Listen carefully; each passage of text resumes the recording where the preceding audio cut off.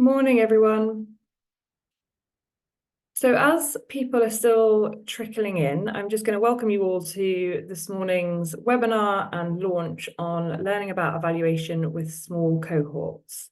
My name is Rain Sherlock. I'm the head of evaluation at TASO, and I'm going to be chairing today's session. So we have a number of speakers who are joining us today from the pilot project teams who have been working with us on this project about evaluation with small cohorts. So you will hear from each of these people today, but just briefly, we've got Julian Crockford with us from Sheffield Hallam University. We've got Lisa and Alex from City College Norwich. We have Jenny and Alpida from Plymouth Marjon University, and also Helen from the Lifelong Learning Centre at the University of Leeds. So as we go through the webinar and the session this morning, you'll hear from each of these speakers and their reflections on using small cohort methodologies and kind of challenges and lessons. And we're going to cover a number of different things today. So in a moment, I will talk you through quite a high-level background to the project. We've been working on this project at TASO for over 2 years now, so I'm going to give a sort of rapid overview of what we've done to date. And then we'll talk about what we're launching today and our kind of key learnings and recommendations that have come from this work on evaluation with small cohorts over the last couple of years. And then we will hear from 3 of the 6 pilot project teams at different higher education providers, and they're going to give you a bit of an insight and overview of the work that they've been doing to test some of these small cohort methodologies in their own local contexts across a range of different types of intervention.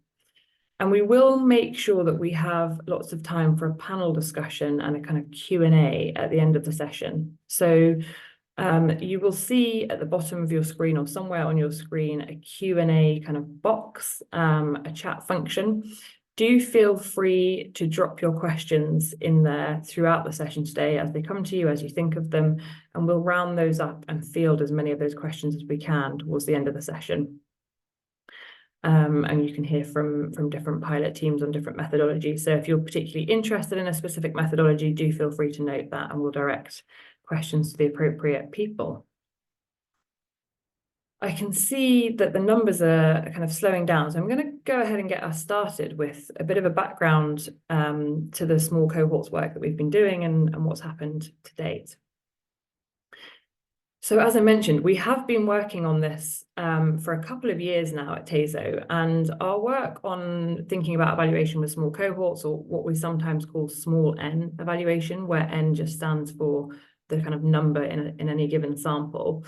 And it was a direct response to a request from the sector a number of years ago, where many groups in the sector were saying that if we work in either small providers or specialist providers that tend to work with inherently quite small cohorts, so it might be specific veterinary colleges or kind of creative arts colleges, topics that are quite specific and specialized, but also often larger providers, universities or colleges that provide higher education that have inherently small groups because they are groups that tend to come in quite small numbers. So this might be students with experience of asylum seeking or refugee status.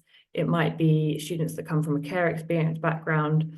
And when we're working with these kind of small groups or specialist providers, we don't have the sort of large numbers required to conduct kind of traditional counterfactual evaluation. So the sector was saying, what do we do in this position? And the work that we've been doing has been trying to kind of respond to that request or question about how we can evaluate better with small cohorts. And it's been quite experimental, I guess, and we've been sort of piloting different methodologies and trying to work out how we might be able to tackle some of these challenges. And hopefully what today will do is give you an insight of what we've learned over the last 2 years as we move into a space of using new and different methodologies to evaluate with small cohorts. So we started with a sector consultation. So we wanted to understand from the sector in kind of more detail and more nuance, what were the very specific challenges about conducting evaluation with small cohorts, and what did these cohorts look like? What were the contexts that you were working in? And we then kind of mopped up all of the information that came through that consultation and used it to inform phase 2 of this work, which was a methodology review. So Julian, who's here today, and colleagues from Manchester Metropolitan University worked for about a year on quite a comprehensive methodology guidance, which can also be found on the TASO website. That was launched about a year ago now. And this methodology guidance covers 8 key different evaluation methodologies that we think lend themselves well to use when working with small cohorts. Having that long and kind of comprehensive methodology guidance, we then moved into what we call a translation phase. So this was just taking the quite technical and kind of dense guidance document and translating that into a series of more accessible outputs that different higher education providers, evaluators, practitioners could pick up and begin to use. So the result of that translation phase was the sort of small N hub that can currently be found on the TASO website. So a series of web pages talking about how to evaluate with small cohorts, and then resources like case studies and methodology booklets for each of the 8 methodologies that were included in the original guidance document. Having done that translation piece, we then moved into the final phase of the kind of project as we currently know it, which was the test phase or the pilot phase.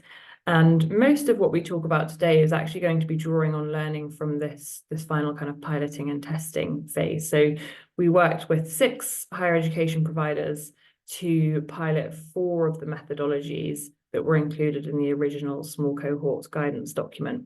And that's what we've been doing for the past sort of 12 to 18 months.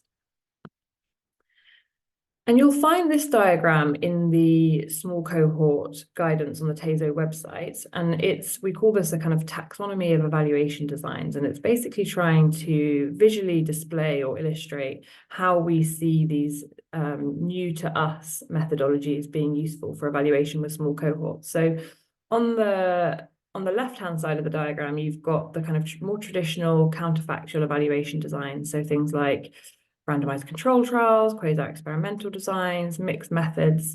But then on the right-hand side, and in this grey box in particular, we have outlined the small cohort evaluation methodologies that we propose will be more useful and better suited for conducting evaluation when you're working in the context of small sample sizes and small numbers. And through our test and pilot phase, we've looked at a number of these methodologies. So we've conducted 2 realist evaluations, 2 contribution analysis, 1 qualitative comparative analysis, and 1 most significant change evaluation study or transformative evaluation. And you'll hear from that team today. And as I mentioned, we worked with 6 different higher education providers to do this kind of test and piloting phase. 3 of those providers and pilot teams are here with us today, and you'll hear from them. There are 3 teams who have also been working very hard over the last 12 to 18 months to test these methodologies and aren't here today, but their outputs can be found in the material that was launched this morning. So do kind of try and track that down and have a look at it. So we have University Centre Leeds, and they looked at an intervention that worked with Gypsy, Roma and Traveller young people, young girls specifically. So this was a WP outreach programme, and they conducted a realist evaluation of that outreach programme. We then had University of Suffolk, and their intervention, the intervention that they were evaluating, was a micro work placements intervention. So it was an employability initiative that looked at how micro placements, so kind of small work placements, might contribute to employment outcomes for students.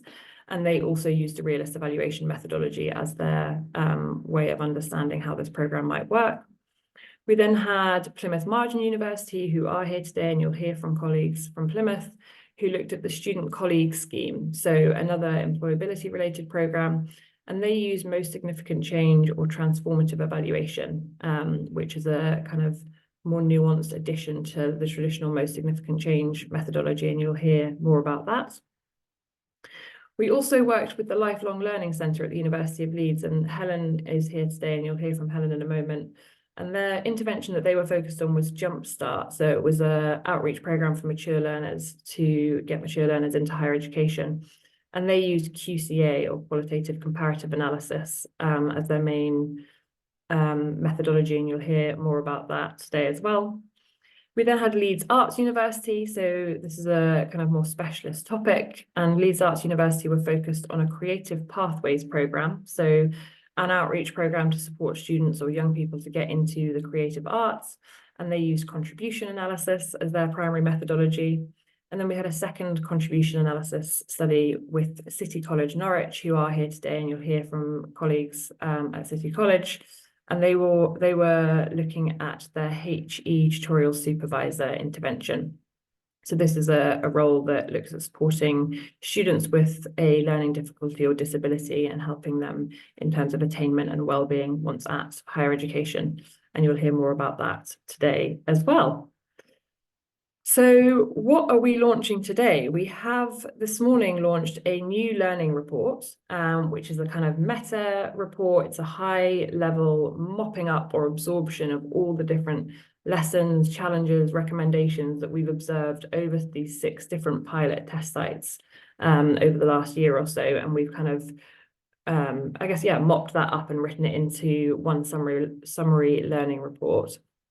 But that is higher level and more meta. So we also have a range of local evaluation outputs from each of the pilot project teams in each of their own contexts. So we've got 6 evaluation reports, which take the interventions and the methodologies one by one and detail how the evaluation was conducted, again, touching on kind of key lessons and learnings and recommendations. We have theories of change for each of the pilot projects, so you can see how each of the pilot teams have developed their theory of change and how that's evolved throughout the evaluation process. And then we've taken the evaluation reports and the theories of change and written them up as case studies.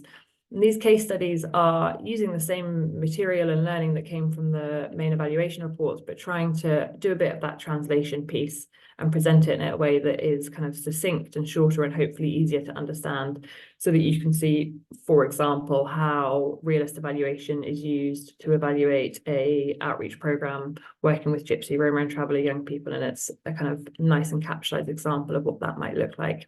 And there's a case study for each of those, each of the 6 pilots that took place as well. So I'm now going to hand over to Julian Crockford, who's here with us. And Julian was actually a co-author of the original small cohort evaluation guidance, so the long guidance document that was launched last year in 2022. And Julian's also the lead author on the Learning About Evaluation with Small Cohorts report that we've launched today. And he's been a kind of key support and a bit of a kind of technical advisor and external evaluator to each of the pilot project teams throughout this work as well. So he's had kind of fingers in lots of pies and eyes over what's happening across the piece, and has been able to kind of accurately comment on what he thinks the kind of emerging key lessons and recommendations are from the work. So Julian, I'm going to hand over to you to talk us through the key learnings. That's great. Thanks, Rain. Yeah, I mean, as you'll see if you read the various resources, there are a lot of learnings that have come out of this. It was quite an interesting project in the sense that the small cohort approaches we used and we piloted in the project draw on a different evaluation paradigm for those of us that have been used to evaluating in this space for a while. And one of the first things that happened was it kind of raised a question for us, which is what do we want our evaluations to do? What kind of outputs would we like? What do we want to see? And as hopefully as we'll see across the session today, they do produce something, if not unique, very useful, and it helps us think about things in a different way. So I think that one of the primary things that we saw come out of all the different methodologies was a huge increase in our knowledge and understanding of the interventions themselves and other aspects of the interventions. So the process of using these methods asks us to kind of delve into the interventions, how we think they work, to use the theory of change approach. But they also encourage us to think about interventions in a kind of a more exploded modular way. I think one in the Robinson and Silvestrini guidance that came out a couple of years ago, there was a lot of discussion of the black box interventions, where interventions had different components and different outcomes, and it wasn't always clear in evaluation which was the causal element. But these kind of approaches encourage us to kind of open that black box and look at interventions as kind of containing different parts and components, and we can ask which bits are most effective. And that's come across in a lot of the methodology, particularly the contribution analysis, I think. So all of these methods generate knowledge. We've learned a lot, and if you go back and read the different project teams' excellent reports, you'll find a wealth of knowledge about target participant groups, the change mechanisms that cause the changes you want to see, and lots of thinking about how the programs actually deliver the intended outcomes. And we also wound up talking quite a lot about the sort of constructs and concepts that underpin our work in this area. So we had a big discussion about what confidence was and how we might measure it and how we change it. Next slide, please. Because it was a new paradigm, it did provide quite a steep learning curve, and I think there were points when probably all of us sort of looked at it and went, well, how are we gonna use this? Because the methodologies bring different approaches in, different philosophies, they quite often bring in a new sort of specialist terminology. So terms that we might have been familiar with might change. We might be using new concepts, and that, again, if you read the project reports, you'll see that kind of the knotty stuff that we had to grapple with coming through. So there was a kind of a transition into thinking in the mode that these methodologies asked us to think about. Another challenge actually was where we all the project teams had very experienced evaluators, people who knew the context and the sector, knew evaluation, but they found they had to adapt the way they'd approach stuff. And I'm thinking in particular of the Suffolk team, who took a realist approach, and they had very experienced qualitative researchers in the team, but realist evaluation has a specific way of doing interviews, of analysing data. So the existing kind of knowledge and experience had to be adapted to the method. And the other thing that I think we kind of saw was the outcomes were possibly different than we expected. And that's because a lot of the valuable outcomes were knowledge gains and new ways of thinking about things, which are kind of harder to represent if you're used to handling quantitative data or quantitative approaches, where you can graph and you can map and things. Whereas this is kind of the knowledge sometimes felt quite hard to summarize and condense and explain. But that knowledge is extremely valuable. We'll come back to kind of some of the challenges that raises for us as a sector. The other key challenge, I think, and probably all of the teams found this, is that these methodologies are really intensive and resource expensive. So there's the initial curve of trying to grapple with the learning curve and the new methodology, a lot of reading, a lot of consulting other documents. And a lot of these methods do have really useful guidance, but the process of adapting it to a specific intervention can be really challenging. Another resource intensive element was the analysis phase. And again, I think if you're used to doing sort of quantitative analysis, we've got tools, we've got processes, where a lot of the outcomes or the evaluation evidence or knowledge that was produced took quite a long time to analyse and required specific approaches to pull those out. And the other, probably the other element that was, possibly unexpected at the beginning was the amount of engagement that they require with external stakeholders. So the transformative evaluation approach in this example worked very closely with participants in the programme. So there was a lot of kind of arranging the session, arranging the meetings with them, collecting the data. Other methods like contribution analysis involve a lot of discussion with other programme stakeholders. So there's the kind of the admin costs of that, but there's also the time and the kind of thinking that the stakeholders put into the process. So just a quick note about the sort of the relationship with type 3 causality.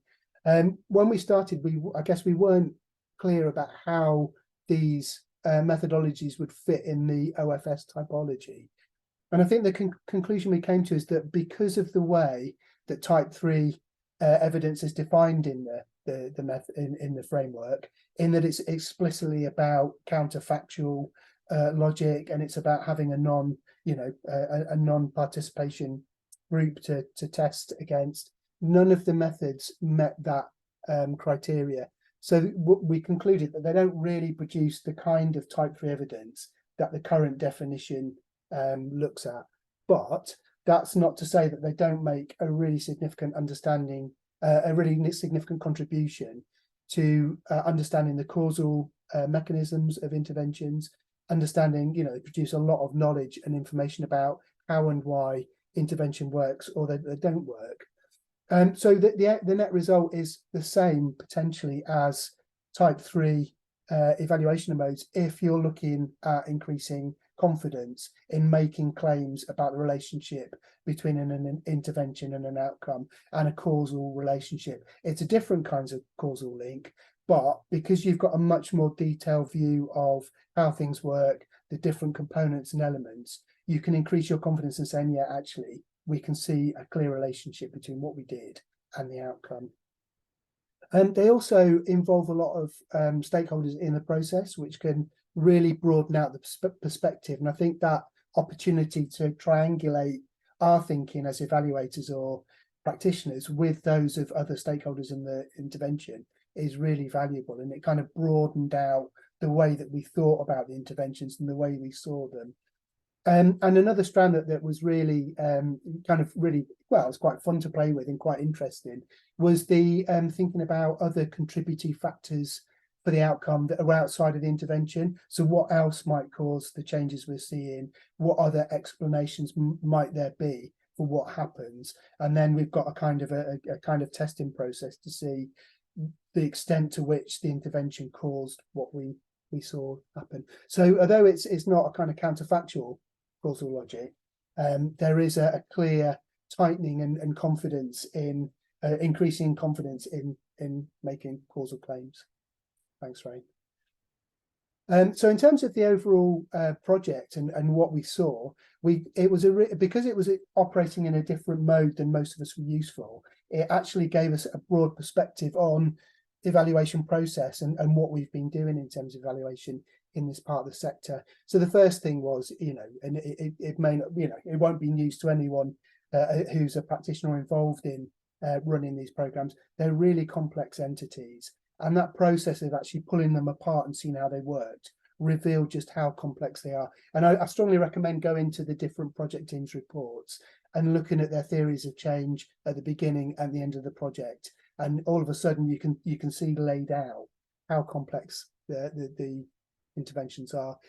And another thing that is true for not all of the methods, but some of the methods like realist evaluation and contribution analysis, is that it shows that theory of change is a dynamic process. And that was a kind of key bit of learning for me, in that I guess I was used to kind of, a theory of change, you set it and forget it. Whereas the evaluation process here is actually working on the theory of change all the time. So the theory of change develops and it becomes richer. And again, that comparison between before and after theories of change is really illuminating. So although we concluded that it wasn't type 3, they didn't produce type 3 causal evidence as defined, there's a real potential in combining different kinds of small cohort evaluations, because they do slightly different things, with type 3 causal methodologies, and that can strengthen both of them and increase the value of the outcome that comes from both. And it also threw us down a number of challenges, I think, in terms of our evaluation across the sector. Because these methodologies produce new thinking, new learning, new knowledge, it would be a real shame if it got kind of, siloed in a report somewhere that no one ever saw, because there's a real opportunity to take those bits of knowledge and build a cumulative sort of set of learning about how things work, what works for different participants and in what contexts. So there is a challenge there for us to make sure that we capture that learning as we develop it as a sector. These methods are difficult, and particularly if you're not used to working in these modes. And we thought that, in fact, it would be really helpful for peers to support each other. So those of us that might be more familiar with the method could support people coming to it new. So there might be the opportunity for us to develop a way of making sure that we can offer and support each other in that way. And the final sort of conclusion that we came to through the process, because of our difficulty in trying to implement this at the time, was what would a quality assurance framework look like for these modes of evaluation to make sure that we're doing, high quality evaluation that is robust in its approach. So at the moment, we don't have a framework that fits the methodologies. So there is a challenge for us to sort of think about how we develop that. Super, thank you so much, Julian. So yeah, I guess taking each of those learnings and reflections, the challenges that were experienced throughout the piloting of the methodologies, we have outlined in the report that's been launched today 9 key and quite specifically detailed recommendations. And I have, I guess, kind of translated those 9 recommendations into 4 key themes or 3 areas that require additional kind of thought and work. So first of those is resourcing, as Julian has outlined, and I think we'll hear more in terms of the specific context of resourcing from each of the pilot partners who are going to be speaking in a moment. But the challenge here is that it is quite time and resource intensive to use these methodologies and implement them to a kind of standard that gives us the type of insight and evaluation that we are seeking and kind of striving for. So we do need anybody thinking about using these methodologies to think quite carefully about resourcing and to include the kind of requirement for resourcing that enables these methodologies in their access and participation plans. If you're thinking about conducting a contribution analysis or a realist evaluation as part of your APP or the evaluation of your APP, I guess there's a recommendation to take note of the kind of resource intensive approach that it requires, and there is further information about that in the summary report. I guess I would also just put a note there though to say, which is that I don't think I think there's a kind of perception when we went through the consultation phase, the first part of this project, that more traditional kind of large scale counterfactual evaluations are too resource intensive and kind of too difficult to implement. And I guess what I'm saying is that these methodologies provide us with really useful kind of knowledge about kind of cause and effect and the type of knowledge production that Julian has just been talking through, but they're not necessarily quick win alternative methodologies. They are still quite time consuming to implement. The second recommendation is peer support. So again, Julian has just touched on this, but I think there would be great benefit in the sector kind of self-organizing to support each other to implement and use these methodologies. So we have 6 wonderful pilot teams who have worked with us over the last couple of years who now have a much better understanding of some of these methodologies.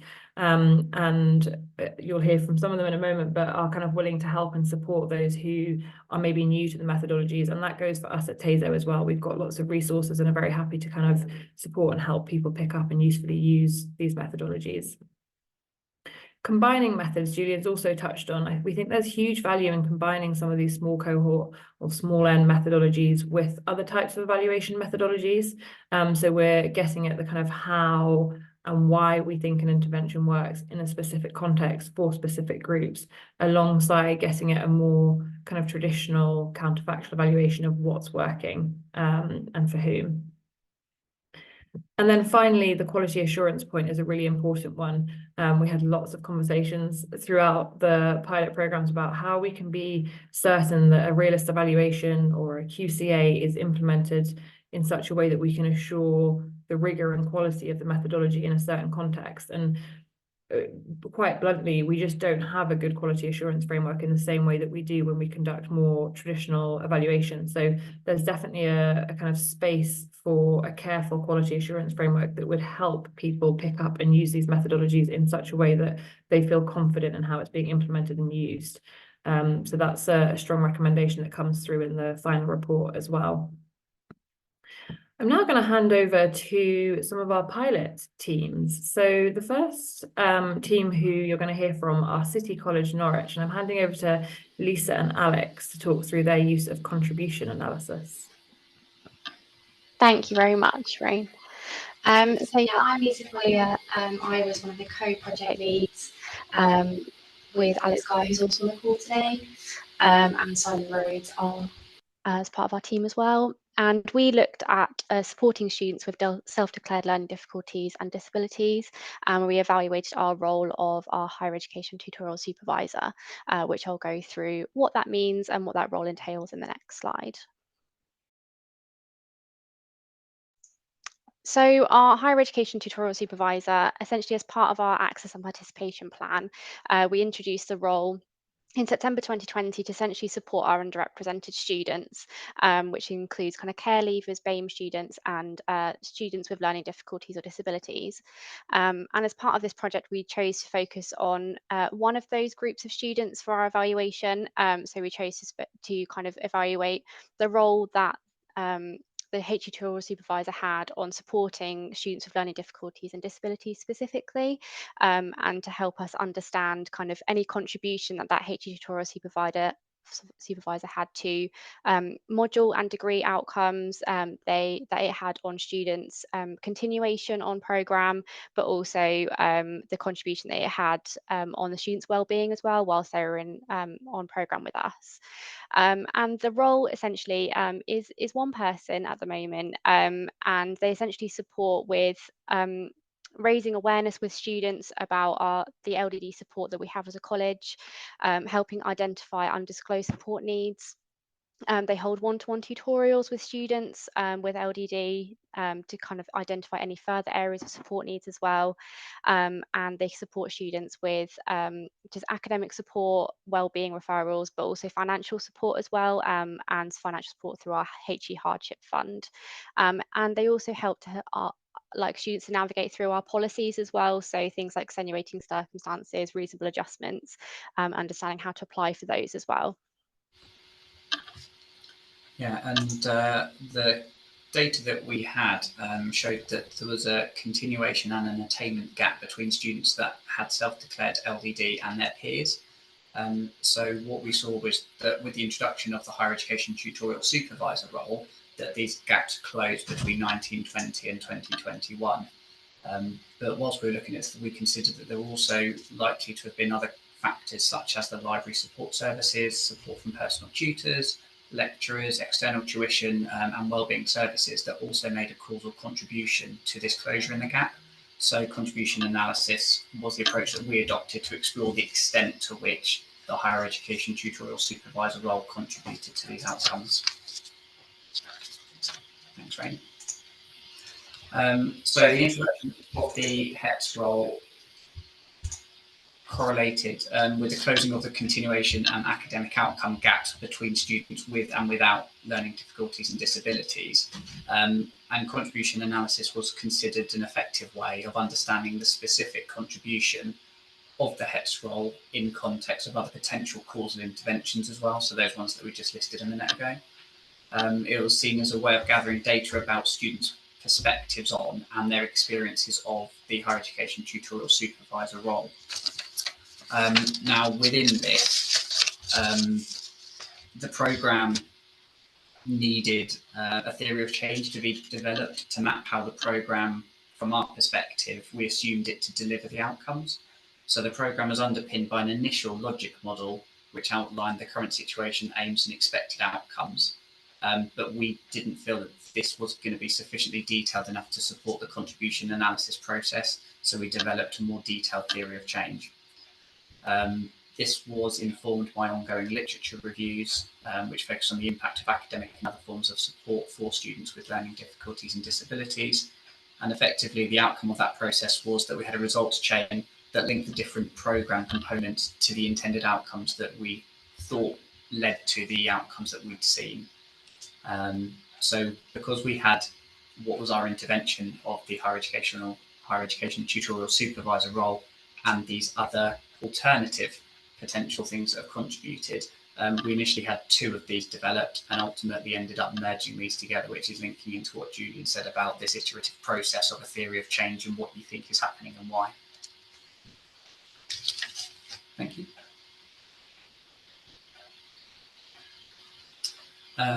So in terms of the project findings, when conducting the analysis, we looked at each of the causal chains in isolation, and that included considering other causal factors and looking at the strength of the evidence that we had collected. That allowed us to understand the contribution that each of the different elements of the programme made to the observed outcomes, which ultimately was a closure of the gap.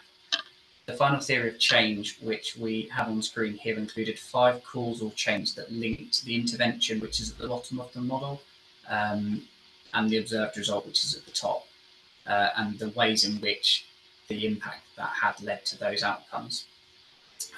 We had strong evidence that students received initial support from the higher education tutorial supervisor. We also had strong evidence to confirm our beliefs that the reason for this support was in relation to one of the following. So it was either in relation to academic policies, academic skills, life assessment support, financial support, or wellbeing support. And it was highlighted that the higher education tutorial supervisor either provided support themselves for each of these areas or provided appropriate signposting to other services that would then therefore support students with it. In most cases, students highlighted that the involvement of the higher education tutorial supervisor led to support being accessed, which otherwise, without that role, would not have been accessed by the students. So we were confident that that was one of the main reasons as to why students received that support. And whilst verifying our final theory of change that we created, we found that the closer to the output of the intervention, the more direct the impact on the intervention had. So the things that are at the bottom of that diagram, we're really confident that the higher educational tutorial supervisor directly impacted those. Now, as you move up through the model that's on screen, the strength of our ability to show that it was the higher education tutorial supervisor's impact that led to those things at the top drops, which is concurrent with other research that's been produced and provided in this area that, for example, Ton et al. 2014, which is one of the key bits of research that we looked at in this process, also stated that where there are likely to be multiple causal factors at play, the uniqueness of the effects of the intervention may only be apparent for proximate effects, so those things which are closest to the intervention itself. Thank you. So our key learning and challenges that we had for contribution analysis are that it did take a lot of resource. I know it's been mentioned before with Rain, but we it does take a long time. It is quite an iterative process within contribution analysis. You kind of return to different steps in the process, and also it's just kind of understanding that in college-based higher education we can lack kind of evaluation teams. We were really lucky in our team that there was myself, Alex and Simon, who all had kind of expertise within our team, one with qualitative analysis, one with quantitative analysis, and Simon had worked with theory of change before as well and understanding APP. So we were really lucky that we had the skills within our team already, but just probably a note out to other colleges who might be looking into evaluation of this type, just making sure that the team that you have the skills, at least on the offset, and to get back to Julian's point, understanding that actually your skills might be tested slightly and you might adapt the things you knew or thought you knew before, but you definitely come out with some, a lot more skills than you thought you were going to go in with, which is great. And we learned a lot from being part of this process, and we really valued being part of this process. It was an interesting one for us in terms of the framework for the methodology. There wasn't often a lot of guidance on kind of different terminology and things like that, but also actually how do you collect your data and what's the best way of doing that? And I think from my perspective, being part of qualitative research before, I thought I was going in kind of understanding experience and things, but really I was actually approaching data collection in a very different way. And I was kind of investigating things, and the data collection procedure wasn't just looking at those traditional types of just doing a focus group or just doing an interview. Actually, it was looking at all the different types of evidence that you might have to actually provide this understanding about the contribution that your intervention is having. So it was looking at kind of posts on our VLEs on Blackboard, understanding kind of the staff perspective as well of the intervention, not just the student, looking at just for more untraditional methods of data collection to really provide a really strong grounding for our understanding. So it was more than just doing one interview or one focus group. It consisted of a lot of different procedures for data collection. And in terms of application in practice, it was really valuable for us because it really provided a useful framework to understanding the contribution of this intervention.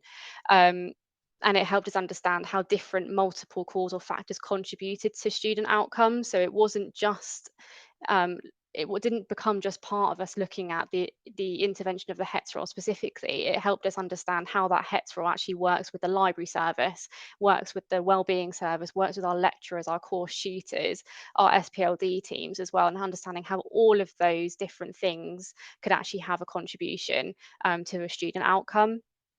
So that was really useful. Understanding why those things could have a contribution as well really helped us to understand the value of our role as well, or of that role as well. Thank you, Ryan. Great. And our final bit in here is recommendations. So we agree with Tose that contribution analysis can be used in the education sector. And we feel that from the research and evaluation that we've done, that it has shown that there is a causal link between the intervention that we had and the observed results that we had, so acknowledging that there are other factors at play as well. And contribution analysis is really useful methodology where you have got complex systems in place and there's multiple things that could be impacting, affecting, contributing to something that you've observed, and it will help you identify which of those genuinely are something that is leading to an observed change, or whether it may not be, and that then allows you to go back and adapt your understanding and your theory of change. Linking into resource, if you do have a limited time, keep what you're evaluating narrow, because it does have the potential to just grow and grow and grow. So be constrained and boundaried with what you think you can look at in the time that you have. See yourself more as an investigator rather than a traditional research for some of the reasons that have already been discussed. You're looking for evidence to effectively disprove the claim that you've made and the assumptions that you have. So you're constantly checking and challenging what you think to be true to make sure that you come to what the actual truth is as far as you can be sure. Lisa spoke around the unconventional types of evidence, and that's really valuable to build a picture so that it's not necessarily just student interviews that you're doing, but a multitude of different evidence that you're collecting, that whilst all individually they may be small, contribution analysis allows you to consider that as strong evidence if all of those small pieces of evidence are pointing in the same direction to confirm what you believe to be true. And one of the other key take-homes that I would recommend people spend time working on is, if you do contribution analysis, design the tests that you're going to test at the end, at the start, in great detail, so that that guides you to find evidence that will allow you to test it appropriately. So yeah, they're the kind of key take-homes and recommendations that we have. And if anybody would like any further information, once you kind of look through the information that is up on TASE's website, then please feel free to contact Lisa, Simon, or myself. Thank you so much, Alex and Lisa. That's great. I'm going to move us straight on to hearing from our next pilot partner, and then we'll take questions on all three presentations at the end, if that's okay. So I'm handing over to Helen from the Lifelong Learning Centre at the University of Leeds, and Helen and her team were using qualitative comparative analysis. So over to you, Helen. Thanks, Rain. Yes, and I am just one of a larger team who are working on this project, and I have got some contact details at the end for people to make contact with the key people involved in different aspects of the project. So hi, I'm the Deputy Director for Partnerships in the Lifelong Learning Centre at the University of Leeds. I'm just going to outline the context for our small evaluation project and the methodology we used, QCA, qualitative comparative analysis, talk very briefly about what we think we found out, and some reflections on the approach taken. So first of all, the Lifelong Learning Centre is, we're a number of things actually. We're a multidisciplinary teaching school. We also are a service provider in the institution. So we support mature students and we contribute to the university's access and participation plan. We do run a lot of community engagement activity in the centre through our communities and partnerships team, which is just one of the teams in the centre. And what the communities and partnerships team do is work with adult learners from underrepresented groups in HE. We provide a lot of different activities in the community and on campus in order to encourage adult learners to engage with education as a potential next step for them. And we've been partnership working with community groups for over 20 years. So this is quite a long history, and that built out of a long history of from our School of Continuing Education at the university. The work that we do is not just about moving adult learners into the University of Leeds, though it is also about thinking about education more broadly across the region. And if we can move on to the next slide, Rain, I can talk about our community engagement process, which is very much grounded in that assets-based approach to learners, bringing their strengths and their valued lived experience to the work that we do and to their education journeys. We build also on radical education traditions, really useful knowledge, common across the sector in this field.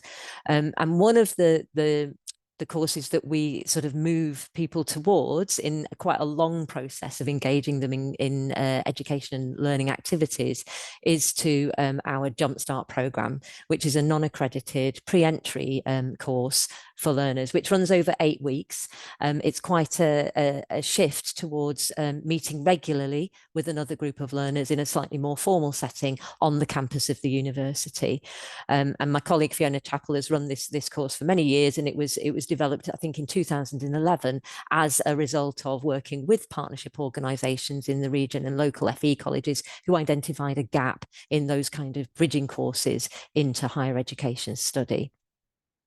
So on the right here, we can see the aims of the course are actually explicitly to develop confidence in higher education, and we know that that's quite a slippery term.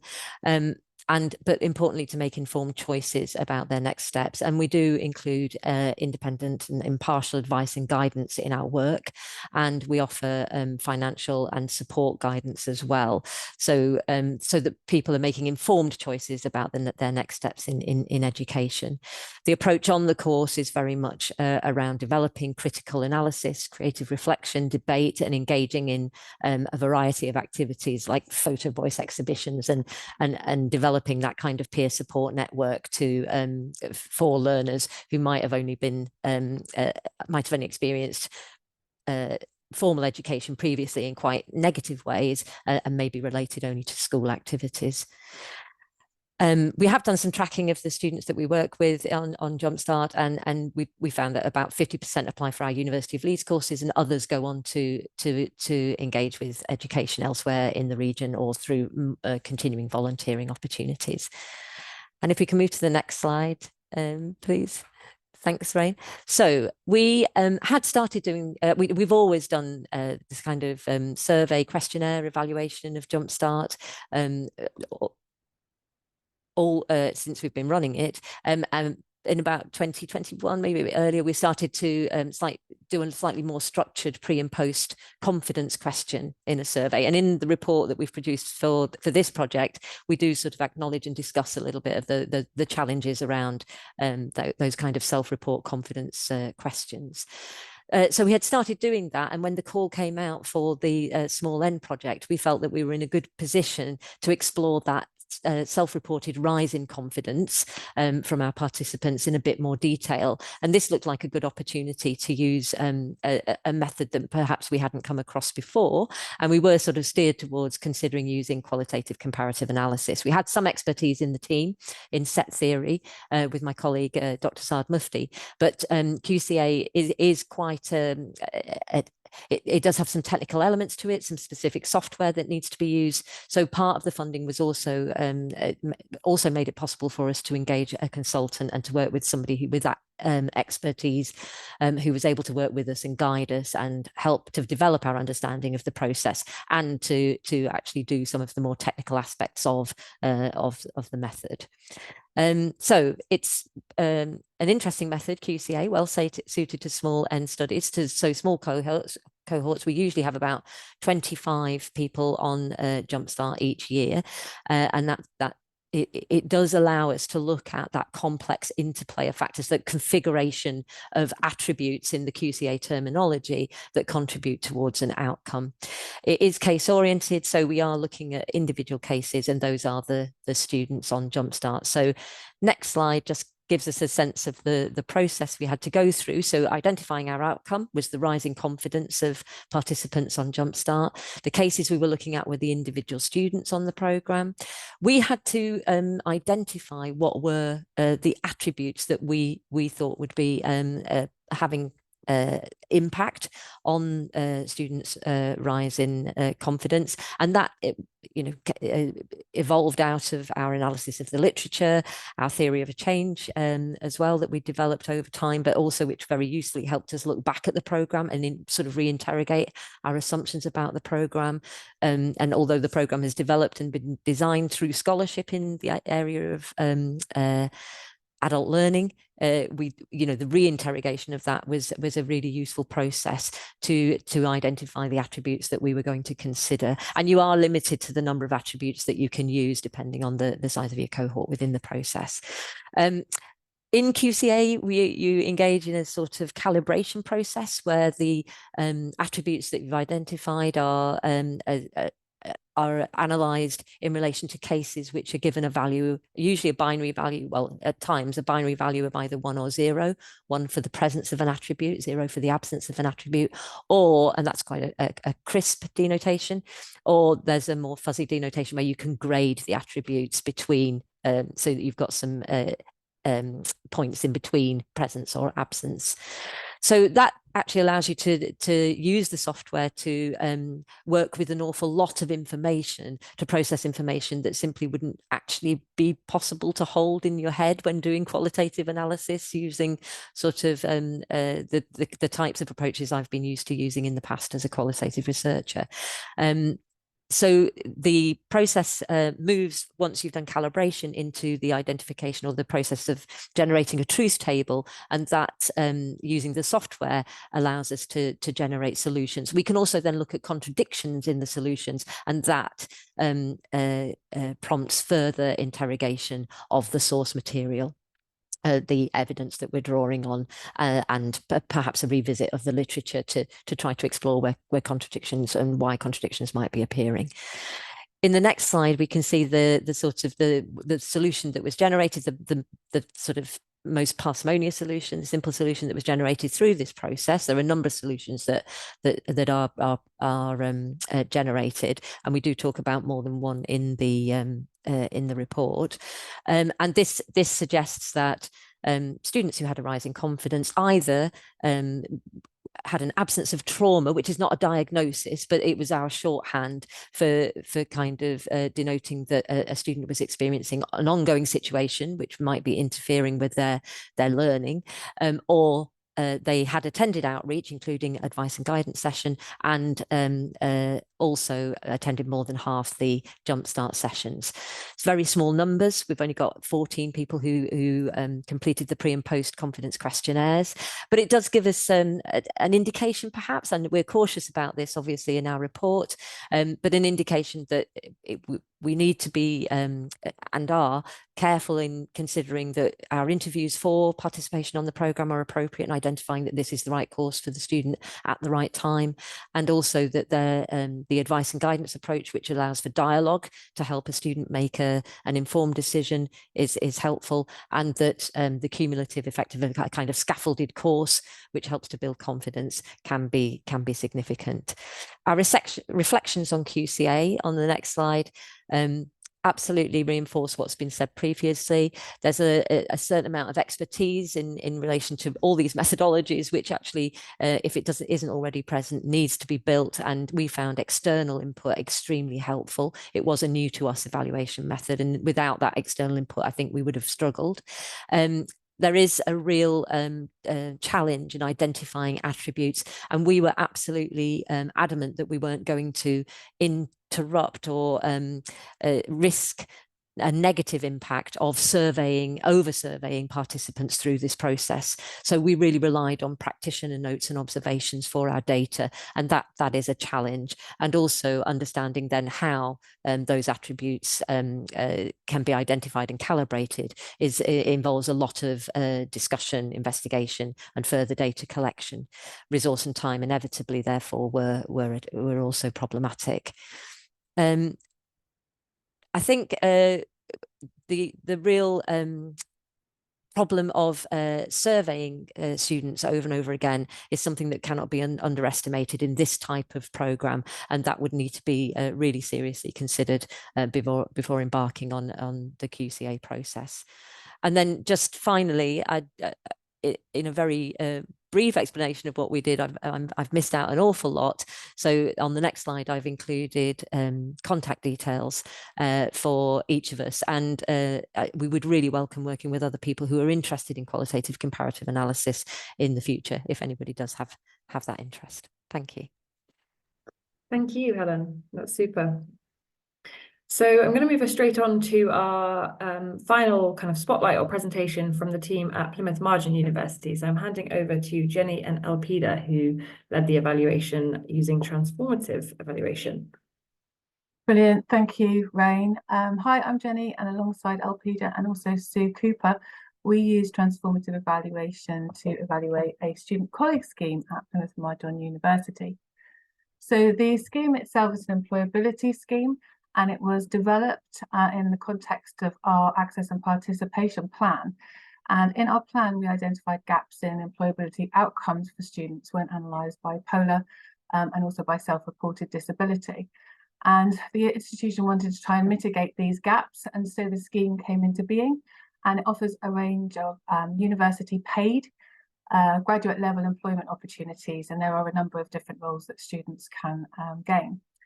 The scheme itself is underpinned by a skills framework which is designed to support employability skills, self-efficacy and career decision making. And the assumption underpinning the scheme was that these experiences, coupled with professional development through mentoring around the skills framework, would build up characteristics and event experiences so that when the students graduated and went for interview, they would have a really solid experience to draw upon, and this would improve their chance of success. And if students are more likely to get the job, then this leads to better graduate outcomes. And it is these outcomes, coupled with an aspiration to enhance the employability reputation of the university, which were the institutionally desired outputs of the scheme. At the time of the study, despite these desired outputs, there was no detailed theory of change.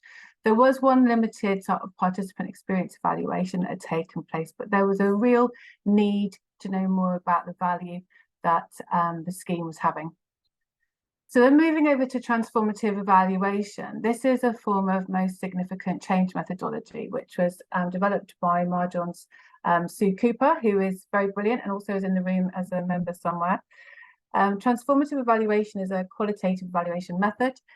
It examines practice in its natural settings to make sense of the outcomes and processes in terms of the meanings that people bring to it. And it offers an alternative critical approach to more sort of common post-positivist, constructivist and pragmatic evaluation models. And it does this by synthesizing three different aspects. And these aspects are appreciative inquiry, which is a strengths-based approach, and also participatory evaluation, so valuing the knowledge of participants, also reflection and collective analyses, and transformative learning. So evaluation is actually part of the intervention and really reinforces the feedback mechanisms. And these aspects are united to create a story-based evaluation methodology, and it focuses on stories about change that's experienced by whoever the beneficiaries are, so in our case, the student colleagues. And this engages the whole organisation in learning about and evaluating impact. And we felt that transformative evaluation was appropriate in this context because we had a positive evidence around the theory of change and the mechanisms of change. So our causal explanation was quite weak at the time we started. It was built on assumptions rather than evidence. We wanted to give a voice to those who were involved, the students themselves, but also the people who are line managing them, so we could develop institutional understanding about the value of the scheme for different people in it. And we were also cognizant that participatory research methods are really suited to and advocated for when working with disadvantaged and diverse groups. And we wanted the university community more generally to have a shared understanding of what was working in this context, because the idea is to scale this up, and we want to be able to do that without losing the value that it may have. As I mentioned, next slide please, the transformative evaluation is developed from most significant change methodology, which was developed by Rick Davies in the 1990s in the context of sort of international development work, and then transformative evaluation in the context of youth work. And so there have been sort of changes as it's evolved. And a couple to note is that transformative evaluation has a greater focus on practitioner involvement. So in our case, our sort of line managers. and also focuses on positive change. That's the appreciative inquiry aspect of it, whereas MSc will allow for positive and negative. Transformative evaluation doesn't use predetermined domains. I'll talk about those a little more in a second, and has a more sort of informal conversational approach to it. Next slide, please, Rain. I'll now talk you through two distinct features of the methodology, which are roles and stages. In terms of roles, because transformative evaluation is about institutional learning, its methodology kind of literally involves everyone. So in our case, we had student colleagues themselves. We had 17 in total. We had what we call line manager evaluators, because they are line managing student colleagues, so they're part of it, but they're also the transformative evaluators. So they had these sort of dual roles, and we had 4 of those in total. And then we had our stakeholder group. And this is the group that oversee the scheme, so the working group, and this included people from Futures, the Employability Service, Human Resources, senior leaders, etc. And there were 9 of those in total. And if you look at the right-hand side now of the slide, we'll look at the stages of the evaluation. So starting at stage 1, working our way clockwise around. So stage 1 is generating significant change stories. This is done by the line manager evaluators working with student colleagues themselves. They're paired with a student colleague who is not known to them to ask about their experience. And they use the following question.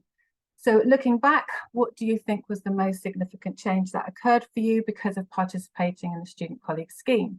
And this is supported by a series of sort of scripted prompts. The stories are written down using good old-fashioned handwriting, and the most significant change example is agreed with the student before the end of the conversation. And then once all the stories have been collected, we move on to stage 2. So in stage 2, it's just the line manager evaluators that take part. There are 3 steps to this. The first is creating the domains. So all the stories are read aloud, and thematic analysis is used to sort stories into exclusive domains, which represent different aspects of change that have come to the fore. Step 2 is engagement in reflective dialogue. So the line manager evaluators engage in dialogue around their understanding of the stories, their own experiences as managers, and they bring those to the stories to create a kind of shared understanding. And then step 3, which is selection. So at this point, the group has to reach consensus about which story is going to represent each of those domains to take those forward.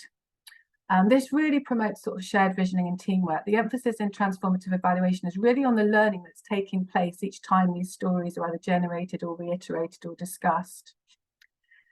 And this moves us on to stage 3, which is the stakeholder meeting. And so the selected stories are presented to the project stakeholder group with the accompanying rationales for selection.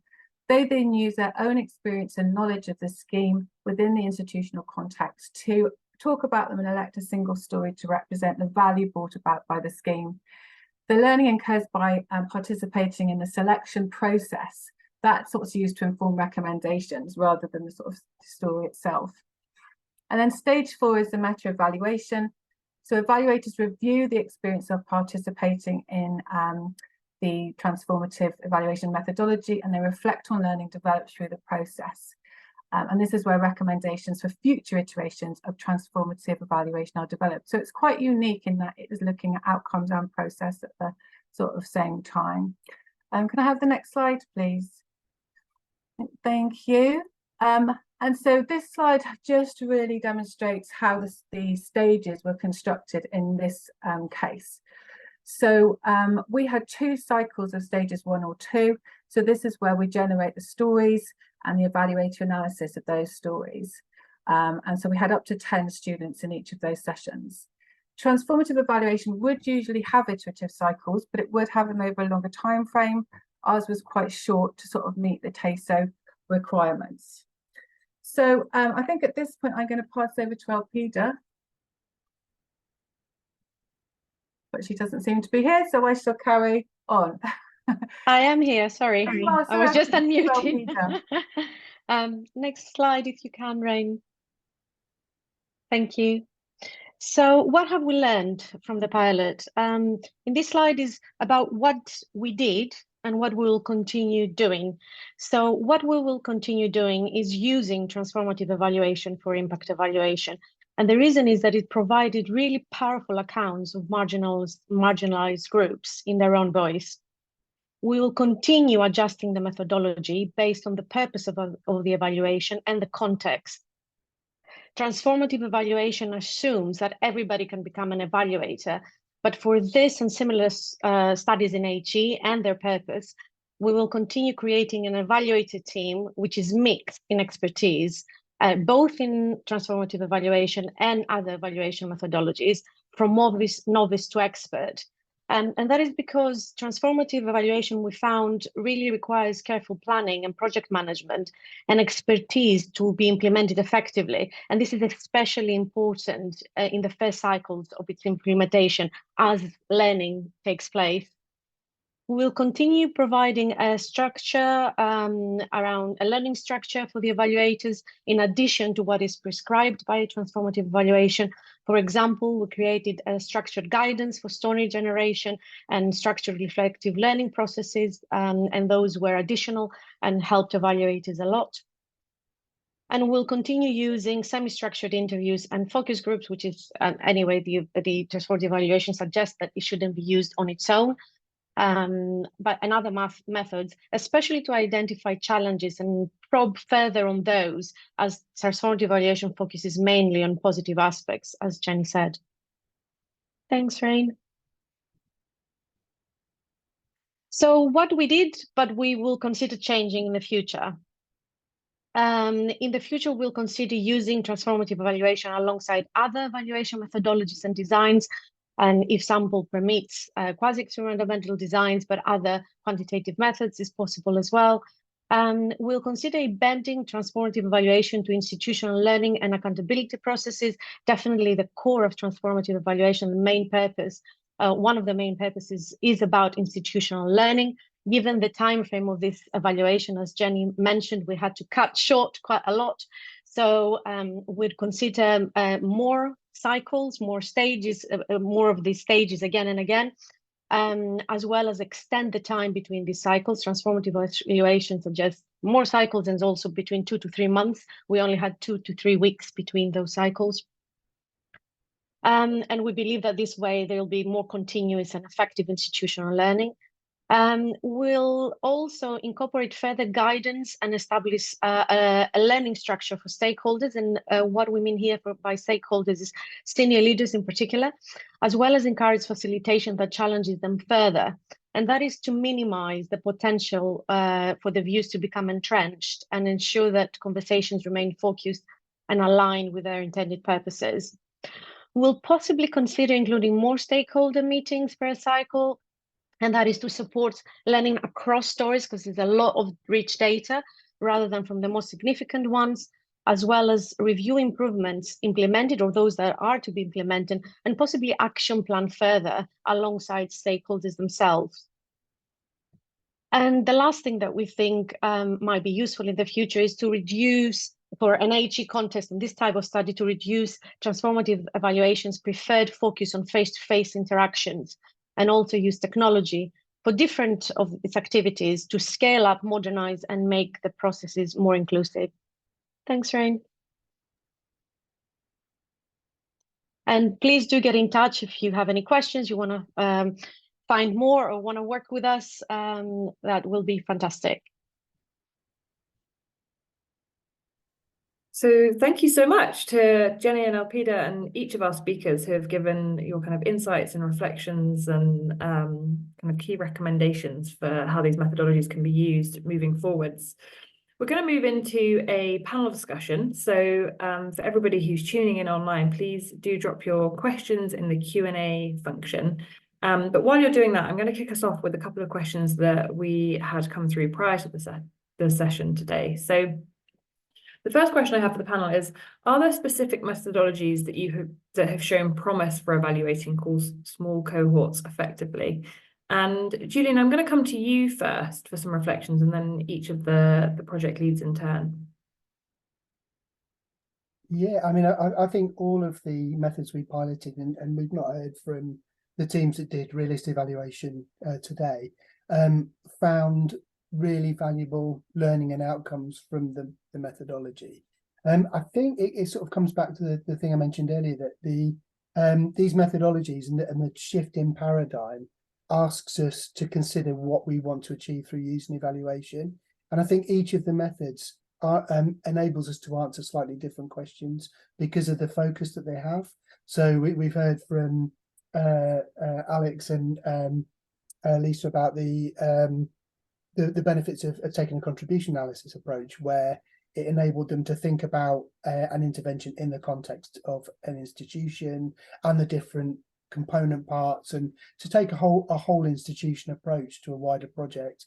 Whereas as Jenny and Peter just discussed, the transformative evaluation approach enables us to focus much more on the participant experience, and also the institutional culture and the cultural values and things. So I think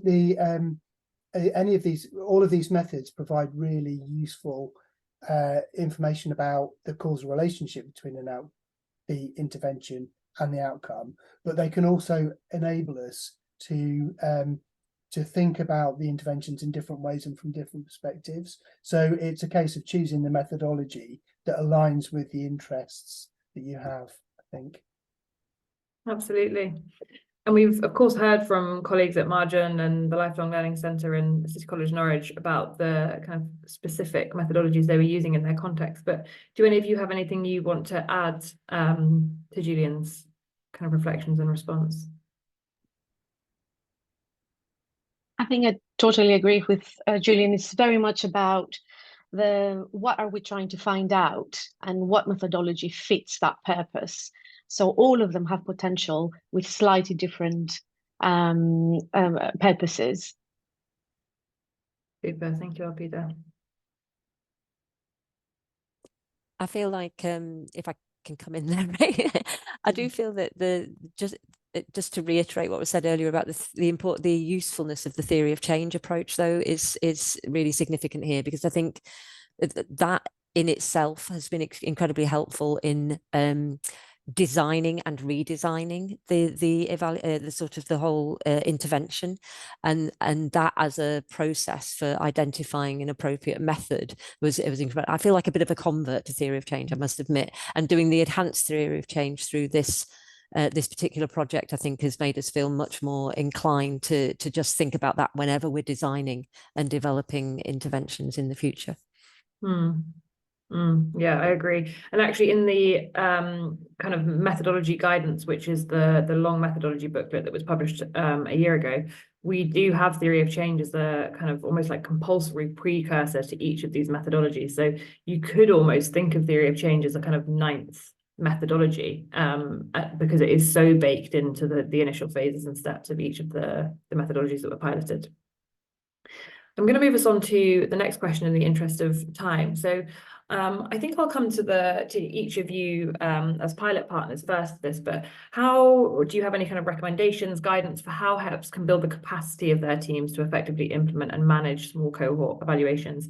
And each of you have touched on this in turn, specific to the kind of technical skills or knowledge that was required when using the methodologies that you were using. But Helen, I might come to you first, if that's okay. Yes, sure. I mean, I think it's difficult, isn't it? When we're a small centre in a large institution, we're using this project to help us to disseminate not just the work we do, but the methods that we've been sort of engaging with. As a small centre, we're now thinking about how to use these approaches to build these into a culture of evaluation within the centre. And I think there's a certain amount we can do with that. But I think what we're lacking as a sector is that the easy collaborations, the kind of quick win collaborations that we can just get off the ground easily. And I think we need to put a bit more effort into, I mean, I'm talking about us personally, we need to put a bit more effort into maybe contacting some of our local partners to consider how we can work together a bit more in this area. And I know that there is, the evaluation collective that Julian's part of is a great sector-wide activity, but sometimes they can even feel a bit big when you just want to work a bit locally. But this has been a project which has helped us to make some connection usefully with some local partners as well. So I think that partnership working is key. And Lisa and Alex, I might come to you next because you spoke during your presentation about the kind of existing qualitative and quantitative expertise and theory of change expertise that you had in the team. Is there anything that you would add to that in terms of other higher education providers or teams thinking about using these methodologies? Yeah, I think, yeah, like you say, Rome, we did have the expertise, but we still learnt a lot as well. But I think the way we approached it is that we had to do a lot of pre-planning. I think we blocked out a lot of time to kind of make sure we kind of did a lot of the reading before we actually delved into like the data collection. We collated like a really good bank of resources first. And so for like contribution analysis and things as well, and like readings of main, etc. So we had a lot of the prep first, and then we went into the data collection phase of it. We didn't have any external training or anything that other providers did. We learned a lot of it as we went along, which wasn't a problem. But yeah, it's just, I think, giving yourself that space as well to read around everything, know what you're doing and confident what you're doing before you go into it. Yeah, I think that attending any kind of workshop, if you're working with a collaborator, was really valuable for us. We had a lot of methodology workshops with TASO, and they were really helpful just as a sounding board with the other providers as well, to go, actually, yeah, we're doing the right thing, or oh, that's a really interesting way of doing that, let's try that. So I think if you can engage in in any kind of workshop before you engage in a project or whilst you're doing it, that really helped us to keep on track, but also to develop our skills within that too. So yeah, any hands-on practical training you can engage in that is great. So yeah, Alex, I don't know if you've got anything further. Yeah, probably. Rich, one of the things with contribution analysis is that it's quite qualitative in the way in which the output and the answers that you get to, really, and what you're looking at. For example, low, moderate, strong are often kind of used in the terminology when describing the contribution or likely contribution there was. So unlike more quantitative methodologies and analysis such as multiple regression, which will give you a specific percentage of the attribution of each component that you're looking at.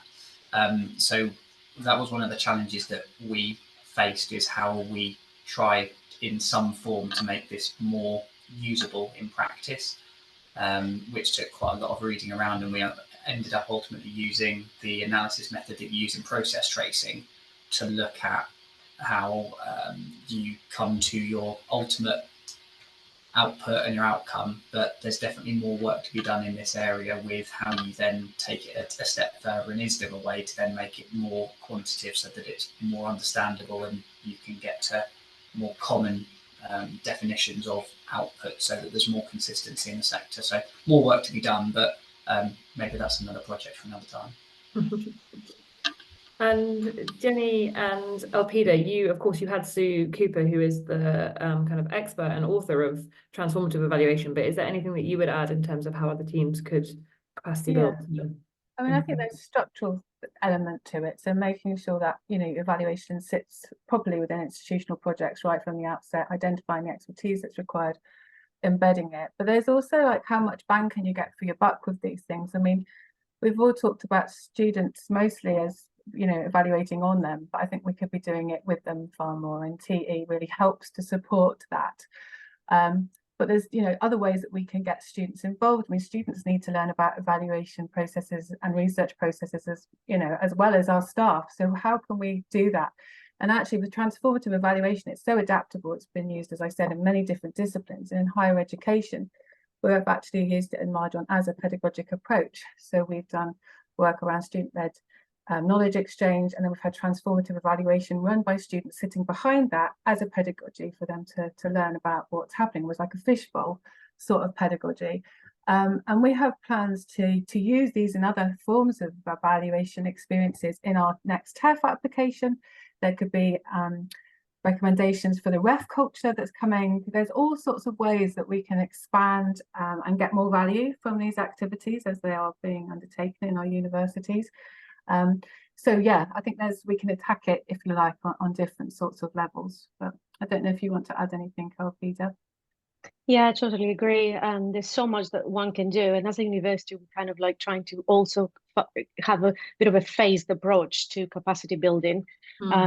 So I think at this stage, we're really trying to do things that Jenny just mentioned, but also looking at our professional development sessions and our resources. So we're developing a bank of resources, relevant resources, so they can be accessed by staff and PhD students at any time, any point, kind of self-service, and they vary from very theoretical, if you like, to very practical tools that you can just download and use.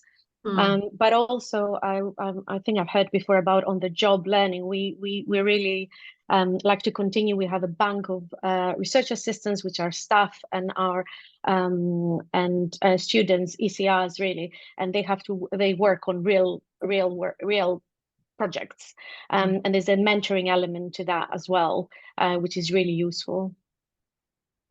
Super, thank you all so much. We did have another question, but I'm going to skip us straight on to questions from the audience because we have some really interesting questions flowing in, and unfortunately not lots of time. The first question, Julian, I'm going to come to you. We have a question from Amanda who's asking for each of the projects where the questions from validated scales.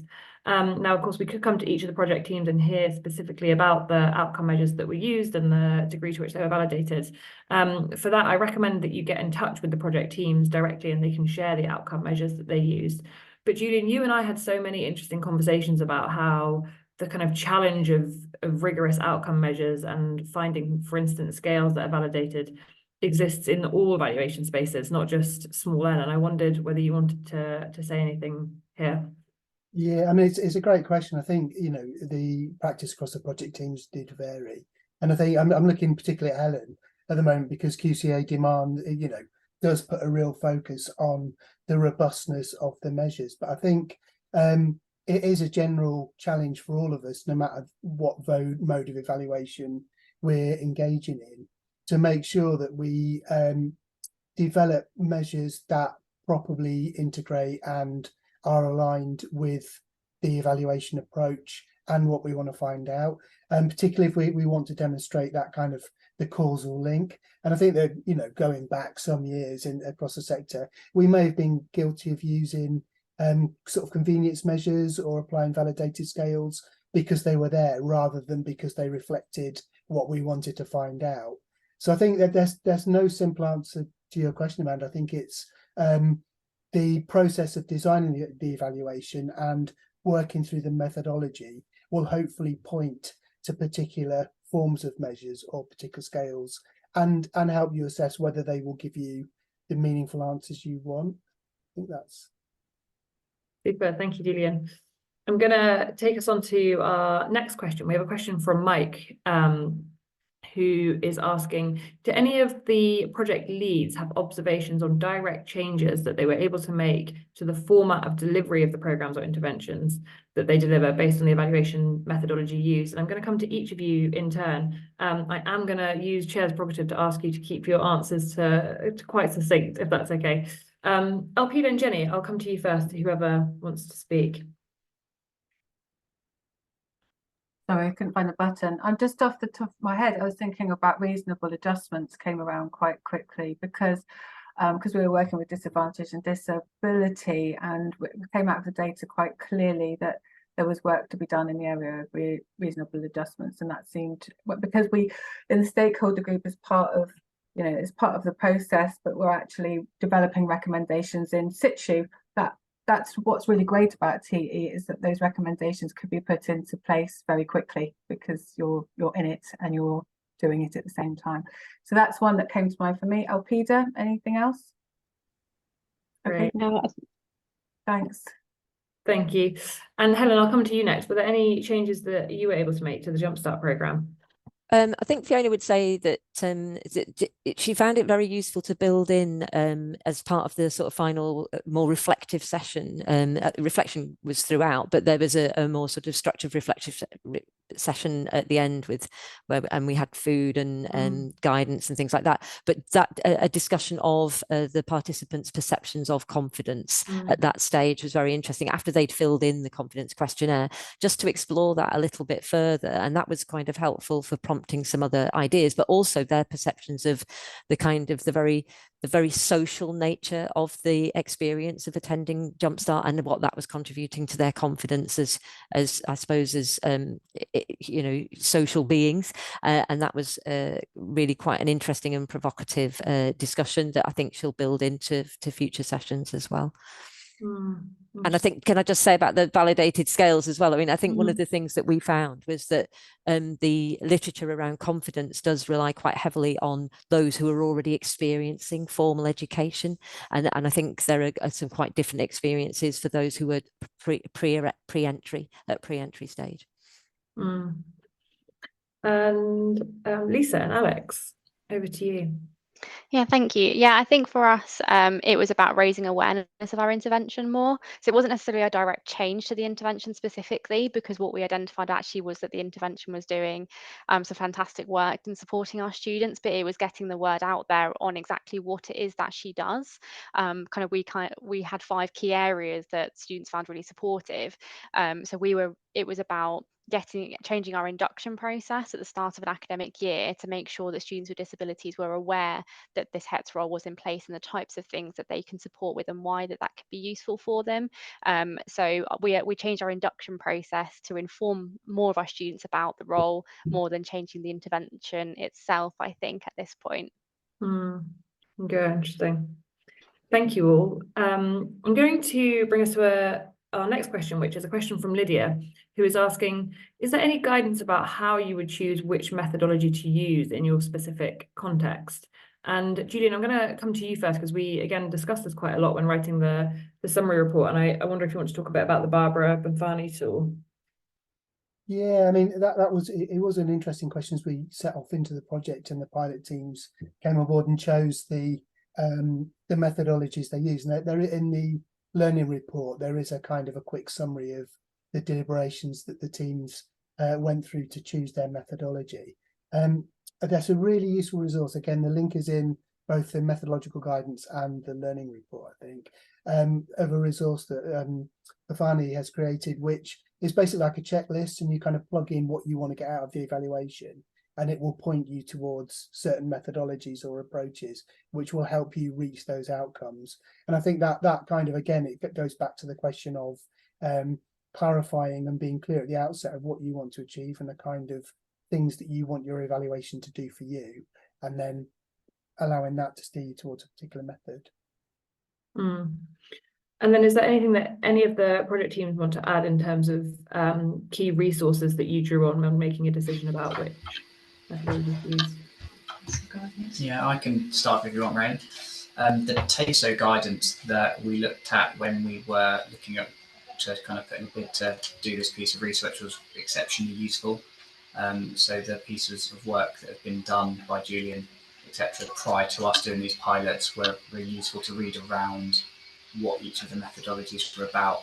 And also I recall looking over some of the documentation that was there that gave you example questions that you, once we'd identified what it was we were looking at, researching and evaluating, when we had our question, you could then go and see which types of questions you typically ask in each of the type of methodologies and work out from that which questions typically are asked that match with yours. And you go, well, actually, the type of questions that we're asking match contribution analysis because we're looking at a multitude of factors and what contribution does each of these play, and go, well, that's exactly what we're doing. So those questions help kind of signpost us towards contribution analysis. So that was kind of a big one, or 2 key areas for us. Is there anything that colleagues would like to add to this question? If not, I'm going to move us on. Hopefully have time for one more question, although it will be a short answer. And Helen, it's a question specifically directed at you from Chiara, who's asking if you could say a little bit more about how you used different sources of evidence for the QCA method and how you collected them. So participant reflection, staff member feedback, etc. Yeah, and I mean, there isn't much on about QCA being used in these types of contexts. So it was a bit of a new area for us. And in other QCA analysis, it is common to use standard, validated questionnaires. And as I said, we were resistant to do that. We relied very heavily on detailed practitioner note making and observations. And through those classroom observations as well. And then there were some measures which were things like postcode for IMD and things like that. So it was a bit of a mixture, but I think there are many more opportunities to use other types of data collection methods than we were able to tap into. Super, thank you. I think I'm going to draw us to a close to make sure that we finish on time. So it just leaves it to me to say a big thank you really to each of you today for joining us as attendees and listening to the kind of key reflections and learnings from the work that we've been doing over the last 2 years. But also a huge thank you to each of the pilot project partners who've been working with us. So to Helen and Alex and Lisa and Jenny and Alpida who are here today, and also the 3 pilot teams who weren't able to join us. You've been real pioneers in terms of forging how we could use these methodologies in the HE space, and I think it's just the kind of first step, and there's lots more to do, but it's so wonderful to have a group of people who have really engaged with what this might look like moving forwards. And then of course, Julian, a huge thank you to you for your kind of technical guidance and expertise and the steer that you provided all of us as project teams and evaluators working through these methodologies over the last couple of years. So I'm going to close us off, but thank you to everyone for joining, and please do find all of the reports and guidance that we've been referencing today on the TASO website. Thanks a lot and take care.